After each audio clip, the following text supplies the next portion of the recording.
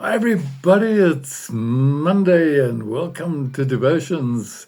You know what? It's the second last day of 2024. And as you move out of this year and go into 2025, I pray that it will be full of God's blessings and provision in every way for you. I want to think about contentment this morning. I love the old story, fairy story of the lady in the vinegar bottle. She was complaining, this vinegar bottle is too small and smelly. A fairy heard her and said, what do you want? He says, well, I want to live in a nice, pretty little cottage with a rose garden and so on. Well, she says, you go to sleep tonight and see what happens in the morning. Woke up in the morning and she was in this beautiful little cottage. I think it was thanks to the fairy or anything like that. Well, the fairy cleared off, did some business, came back to see how the woman was doing, and the woman was complaining. He says, what's the problem? He says, no, well, this is too tiny. I'd like a nice big house with lace curtains and brass doorknobs and so on. So he said, well, you go to bed tonight, see what happens in the morning. And the next morning, she woke up in this lovely house. It was part of a row of houses, and it had everything that she wanted. She didn't say thank you to the fairy. So the fairy, anyway, went off, came back a bit later and said, how are you doing?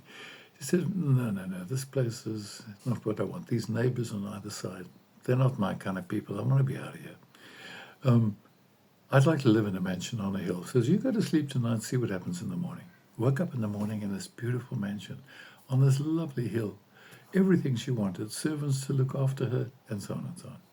And the fairy went off, came back a bit later, and this old lady was complaining. She said, what's the matter? He says, no, well, actually, what I really prefer is to be a queen in a palace where I could have all the entertainment and all the courtiers serving me and so on. Well, the fairy raised her eyebrows a little bit and said, okay, well, you go to sleep tonight and see what happens in the morning. She woke up in the morning in this palace. It was beautiful. She was the queen of this country and she had everything she wanted. A little while later, the fairy came back and said, how are you doing? He says, this kingdom that I'm in charge of is just so small and tiny. I want to be the empress of the universe. And the fairy thought, no, this is not going to happen. So she said, well, you go to sleep tonight and see what happens in the morning. She woke up the next morning and she was back in the vinegar bottle. And the fairy said, if you're not content in this vinegar bottle, you're not content anywhere. It's not a matter of your house, but of your heart. That's what contentment is about. The last commandment of the 10 Commandments is thou shalt not covet. In other words, not to be content is to break the 10th commandment. Many people are in jail because of breaking that commandment. Mary was confronted by the angel with a very frightening prospect.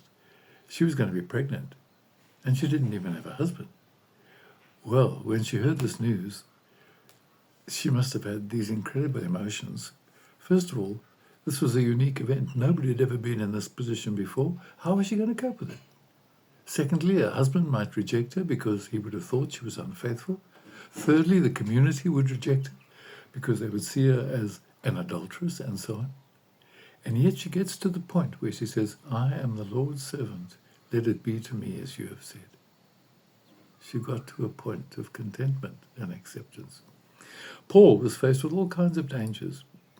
He was nearly killed 3 times, stoned to death, they thought, but he survived.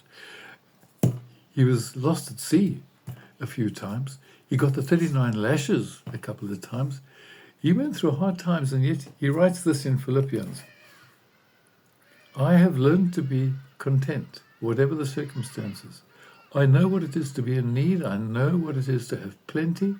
And I have learned the secret of being content in every situation. I can do everything. I can face everything through him who gives me strength. Have you and I found the secret of contentment?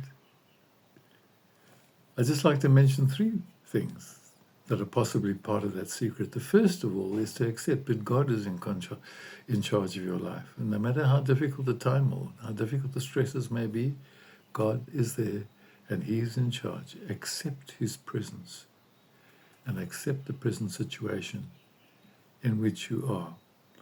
But then ask him to guide you and provide for you in how to live in that situation and to lead you to the place where he wants you to be. There's a place for divine discontent. Even Jesus chased all the moneylenders out of the temple. He wasn't content with that, but he was guided by God to get rid of it. And then to live in obedience to his word to you, to submit your way to his way. And as we live in that submission to God, humbly trusting him and knowing that he's with us and allowing him to lead us, there is a beautiful contentment, a satisfaction with where we are, as difficult as it may be at times. He will carry you through and you will come through victorious. May God bless you, and may you find great contentment in 2025. God bless you. Bye for now.